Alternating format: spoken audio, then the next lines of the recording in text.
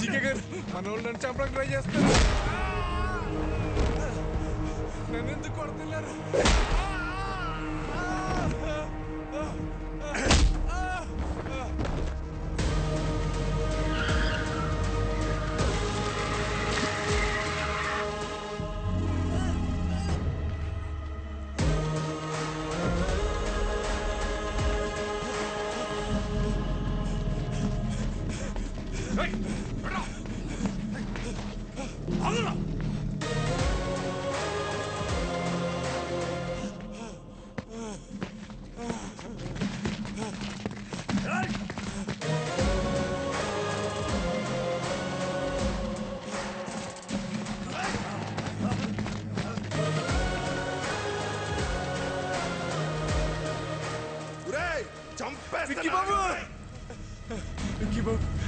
నన్ను క్షమించండి విక్కీ బాబు.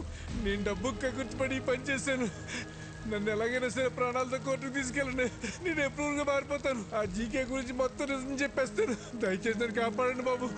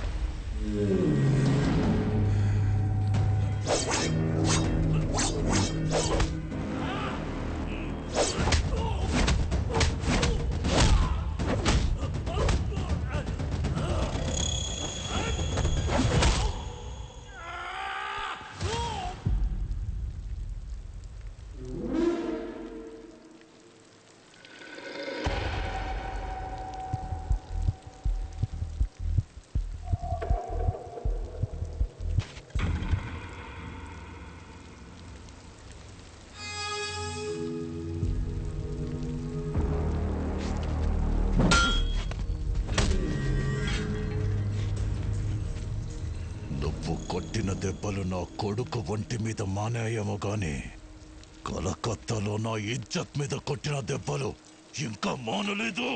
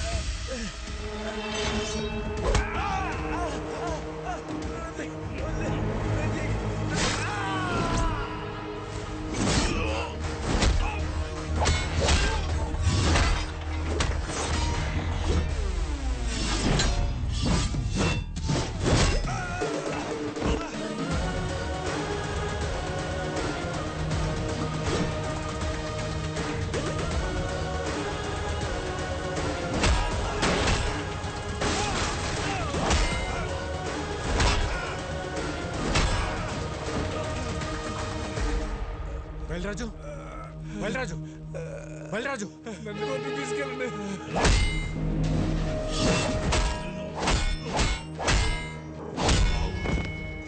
విక్కీ బాయ్ చూడదా మేరా పాపకు లైఫ్ లో మళ్ళీ నీకు కనిపించు ప్లీజ్. విక్కీ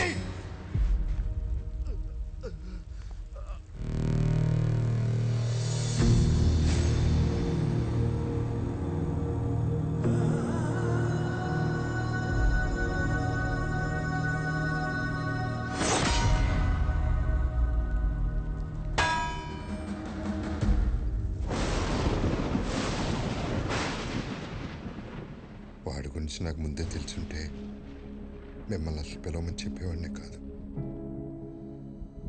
నిజం తెలిసాక కూడా భైరవిని వాడికి ఇచ్చి పెళ్లి చేయటం మోసం అవుతుంది. అది నాకు కరెక్ట్ అనిపించట్లేదు. నా వల్ల తప్పు జరిగింది, క్షమించండి.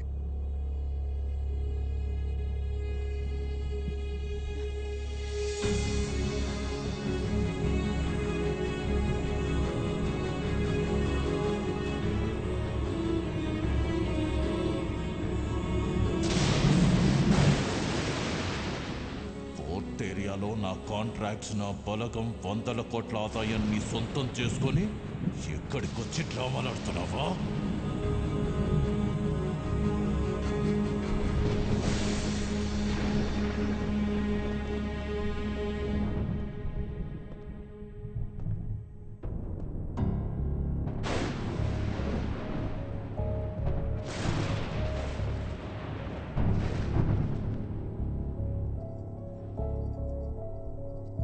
విక్కీ, ఏంట్రా ఇదంతా? నీ గురించి మీ అన్నయ్య ఏదేదో చెప్తున్నారు. పెళ్లి జరగదని భైరవి వాళ్ళని కూడా పంపించేశారు. వాళ్ళు మనల్ని నమ్మొచ్చారు భవన, వాణ్ణి కాదు.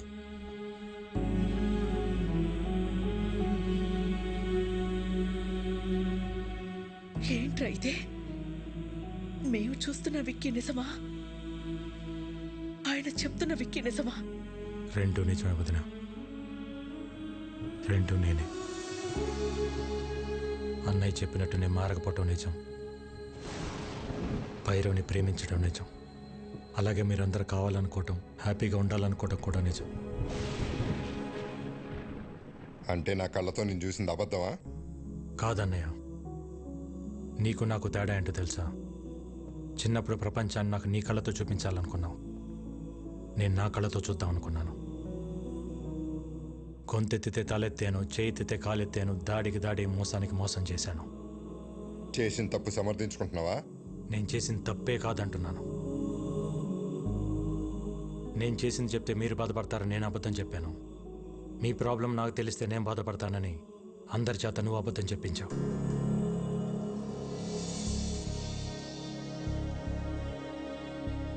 నిజాలు ఇద్దరం దాచామన్నయ్య. రే, ప్రాణం పోసే అబద్ధానికి నిజం కన్నా ఎక్కువ విలువ ఉంటుంది. ప్రాణం తీసే నిజానికి అబద్ధం కన్నా ఎక్కువ ప్రమాదం ఉంటుంది. నిజం చెప్పుంటే నన్ను ఇంట్లో ఉండనిచ్చేవాడే అన్నయ్య. నువ్వు మంచితనం, నిజాయితీ, కల్మషం లేని మనసు దగ్గర ఆగిపోయావు అన్నయ్య. ప్రపంచం మారిపోయింది. ఒకప్పుడు తల దించినోడికి మర్యాద, ఇప్పుడు చెయ్యి ఎత్తినోడికే మర్యాద. ఒకప్పుడు తప్పుని ప్రూవ్ చేయడానికి సాక్ష్యాలు కావాలి, ఇప్పుడు నిజాన్ని నిజమని ప్రూవ్ చేయడానికి సాక్ష్యాలు కావాలి. మారాలన్నయ్య, ప్రపంచంతో పాటు మనం మారాలి. మారకపోతే చంపేస్తావా? ఈ ఇంటికి కొన్ని ఆదర్శాలున్నాయి, ఈ కుటుంబానికి కొన్ని విలువలున్నాయి. అవి లేని వాడికి ఇంట్లో ఉండే అర్హత లేదు. పొరబెట్టి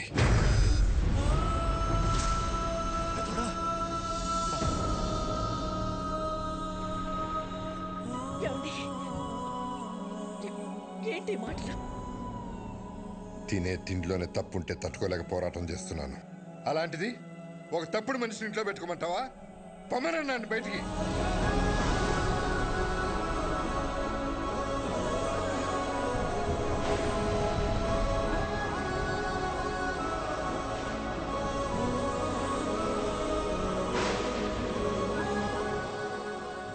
నేను ఎందుకు వెళ్ళాలి? నేను వెళ్ళని చెప్పండి. ఆయనేమో నేను తిరిగి రావాలని హోమాలు చేయొచ్చు, వదినేమో నేను బాగుండాలని చెప్పి పూజలు చేయొచ్చు, కానీ ఇంటికి కష్టం వచ్చినప్పుడు నేను నిలబడటం తప్ప? నాకు ఆ మాత్రం బాధ్యత, హక్కు ఉండదా? ఉంటుంది. ఎప్పుడు? నువ్వు నిజాయితీగా ఉన్నప్పుడు, ఎవరిని మోసం చేయనప్పుడు. అయినా ఇంట్లో ఎప్పుడు ప్రేమల గురించి, గౌరవాల గురించి, బాధ్యతల గురించి మాట్లాడేవే తప్ప హక్కుల గురించి ఎప్పుడు మాట్లాడలేదు. నీకు ఆ హక్కే కావాలంటే మేమే ఇక్కడి నుంచి వెళ్ళిపోతాం.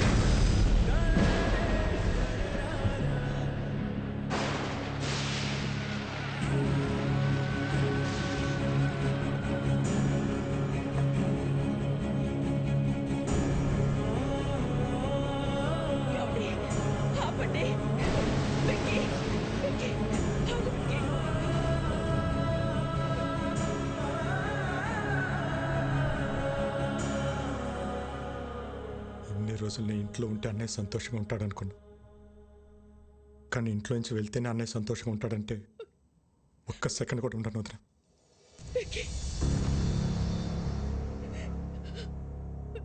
ఇన్నాళ్ళు నేను లేకుండా ఉండటం అలవాటే మీకు. ఒంటరితనం నాకు అలవాటే.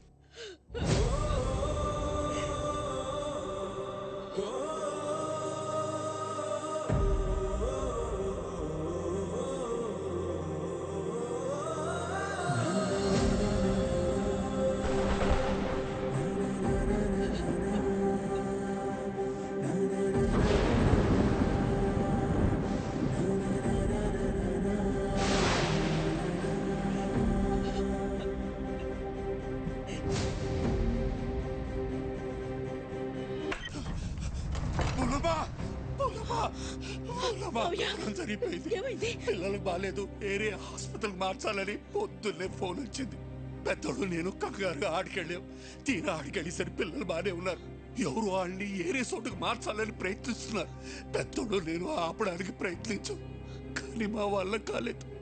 పిల్లలతో పాటు పెద్దోడిని కూడా తీసుకెళ్ళిపోయారు. మోహనమ్మ, పెద్దోడిని ఆ చీకగాడు ఏం చేస్తాడో అన్న భయంగా ఉంది.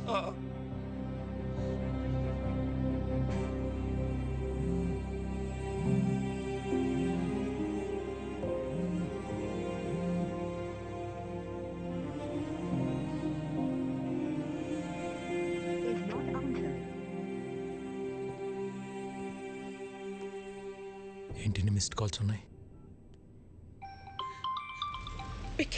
వదినా, ఈరోజు కోర్టులో మీ అన్నయ్య కేసు హియరింగ్ ఉంది. Final hearing. నీ అవసరం ఉంది.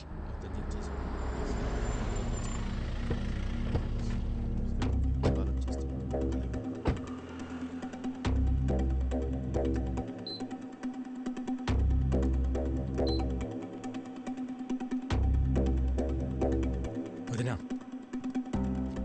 ఇక్కడికి ఎందుకు తీసుకొచ్చావు? అన్నయ్యకి ఏమైంది? అదంతా నీకు తర్వాత చెప్తా. నువ్వు లోపలికి రా. విక్కీ, లోపల ఏం జరిగినా సరే నేను చెప్పేంత వరకు రియాక్ట్ అవ్వకూడదు, సరేనా? రా.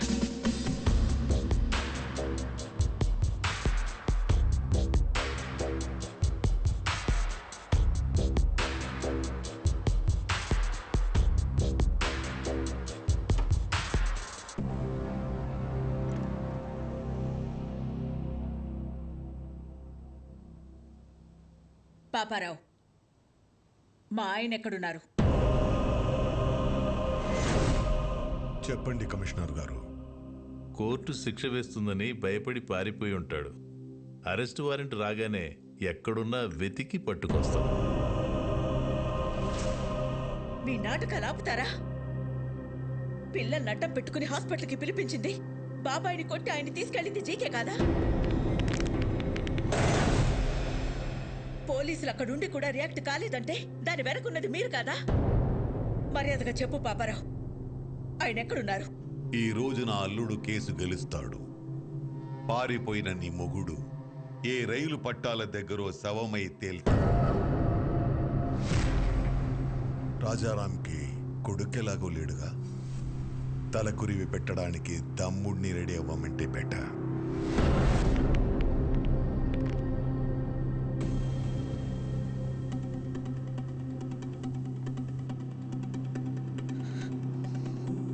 నువ్వేం చేస్తావో ఎలా చేస్తావో నాకు తెలీదు. కోర్టులో నీ కోసం ఎదురు చూస్తూ ఉంటాను. ఆయన ఎక్కడున్నా సరే 10:30కి హైకోర్టుకి తీసుకురావాల్సిన బాధ్యత నీది. ఆయన కేసులో ఓడిపోయినా తట్టుకోగలను, కానీ పారిపోయారన్న నిందని మాత్రం నేను భరించలేను.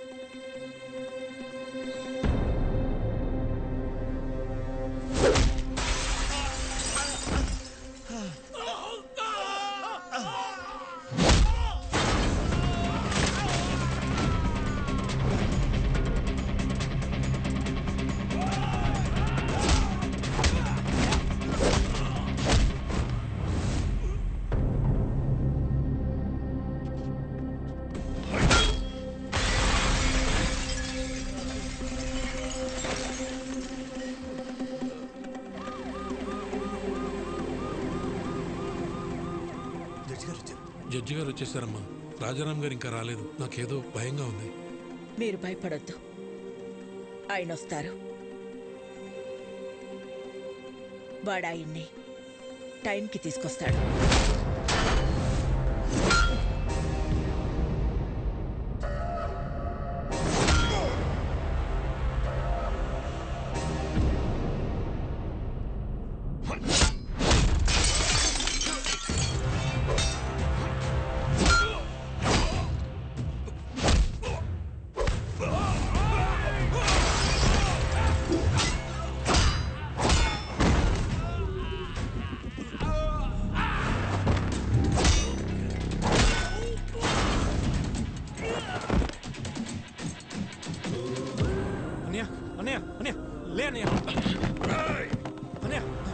నువ్వు నన్ను కొట్టిన ఒక్కొక్క దెబ్బకి ఇక్కడ ఒక్కొక్క ప్రాణం తీస్తా.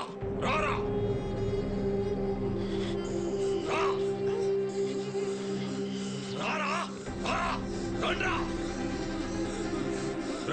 ఒక్కరిని కూడా వదలను. రా ఏసేండ్రా వాడిని.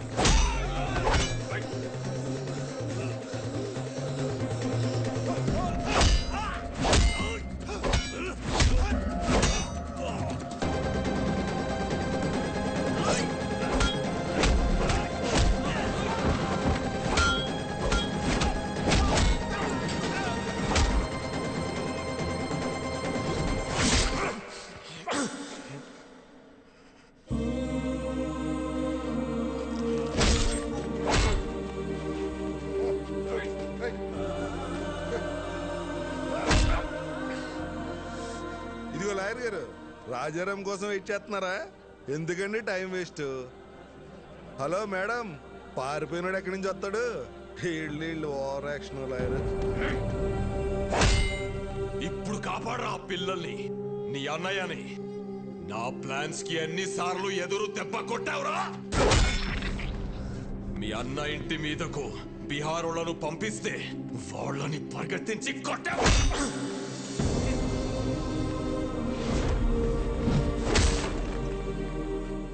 యాగం దగ్గర మీ అన్నయ్య చూస్తుండగానే ఫ్యామిలీ మొత్తాన్ని లేపేద్దామనుకుంటే దాన్ని తిప్పి కొట్టావు కదరా. నీ చావు ఎటువైపు నుంచి వస్తుందో నీకు తెలియదు. నేనుండగా మా అన్నయ్య ఫ్యామిలీలో ఒక్క చిరునవ్వు కూడా దూరం కానివ్వను అని నాతో ఛాలెంజ్ చేసి ఆపేసిన పెళ్లిని దగ్గరుండి చేశావు. వాళ్ళు 2 రోజులు ఎంగేజ్మెంట్ పెట్టుకోమని ఫోన్ చేశారు. ఆ ముఖర్జీని పిలిపించి బయల్రాజుని వేసినప్పుడు దొరికిందిరా మీ అన్నదమ్ముల మధ్య ఉన్న వీకెస్ట్ పాయింట్.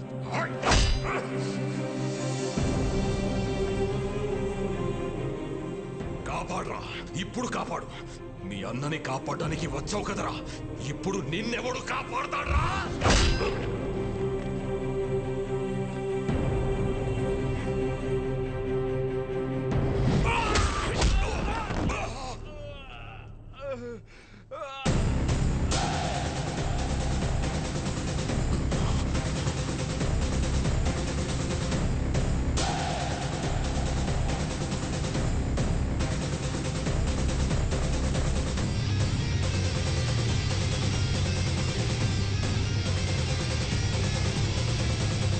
నువ్వే కరెక్ట్ విక్కీ. మోసం చేయడానికి వచ్చినోడికి మంచితనం గురించి, యుద్ధం చేయడానికి వచ్చినోడికి ధర్మం గురించి చెప్పకూడదు.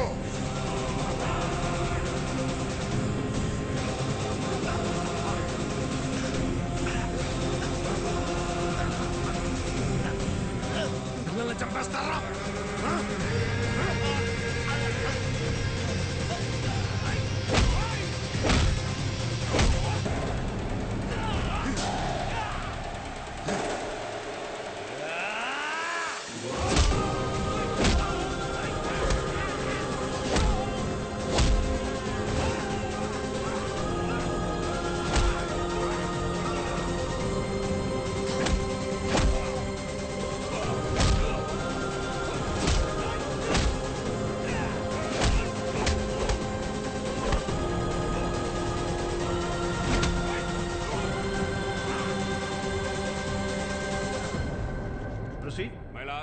ఈరోజు కోర్టులో ఫైనల్ హీరింగ్ ఉందని తెలిసి కూడా కోర్టుకు రాలేదంటే తనకు శిక్ష పడుతుందని భయపడిన రాజారాం ఈ రాష్ట్రాన్ని కాదు ఈ దేశాన్ని వదిలి పారిపోవడానికి ప్రయత్నం చేస్తున్నాడు.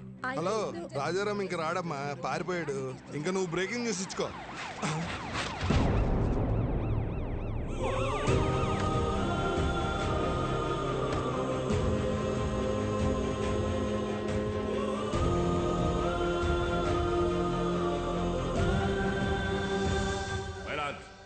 కోర్టుకి ఆరోపణలు కాదు ఆధారాలు కావాలన్న విషయాన్ని లాయర్ గారు మర్చిపోయినట్టున్నారు. ఆధారాలు ఉన్నాయి మై లార్డ్.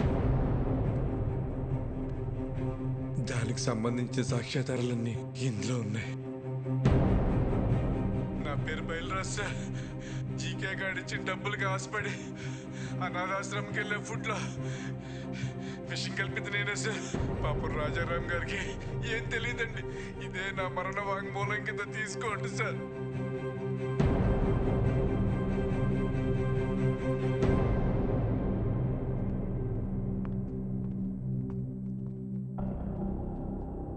మై లార్డ్, నా పేరు మహేష్.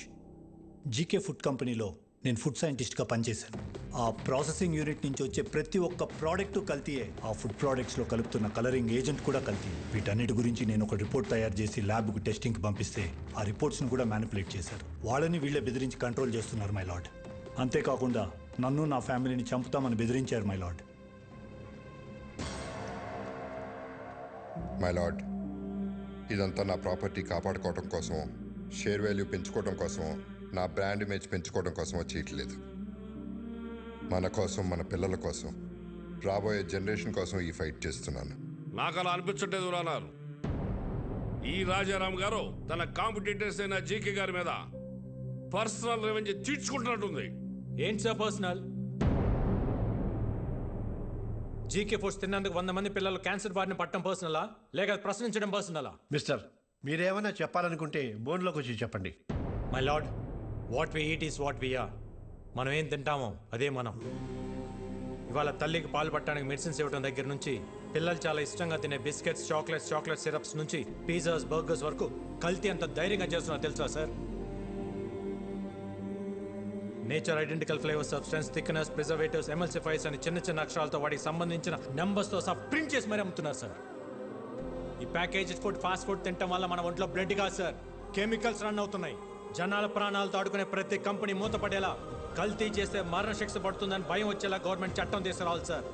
లేకపోతే దేశంలో యువతరం మన కళ్ళ ముందే ముసల్దైపోతుంది. నెక్స్ట్ జనరేషన్కి ఉచిత విద్య, ఉచిత వైద్యం ఇవ్వకపోయినా పర్లేదు సార్. కల్తీ లేని ఆహారం ఇస్తే అన్ని వాళ్లే చూసుకుంటారు.